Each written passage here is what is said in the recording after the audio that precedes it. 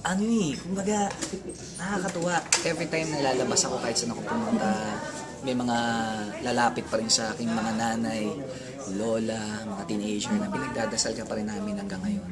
Mula nung mangyari sa iyan, hanggang ngayon, hindi nawawala ang dasal namin sa iyo. At naniniwala kami sa iyo. Kaya ang sarap kasi diyan ako umuhugot talaga. Siyempre sa Panginoon. Iba ang ating Panginoon. Iba, God is good. Yan ang lagi kong sinasabi. Kasi yung mga dasal ko, lagi niya na talaga niya binibigay niya sa akin lahat.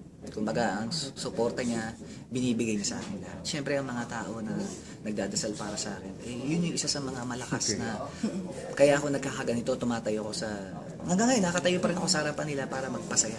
Okay. At bagong ahit, ano? Okay, kasi nga, may contract sa'yo. Mas stronger ka ngayon, no? Dahil sa Panginoon, kaya ako mas malakas. Pag Sino galing yung sarili niya ng WR? So, siguro sa issue na yun, ayoko muna siguro. Wala akong masasabi. Basta ako, nagpapasalamat ako sa lahat ng mga nagdadasal at sumusuporta sa akin. Thank you, Boss.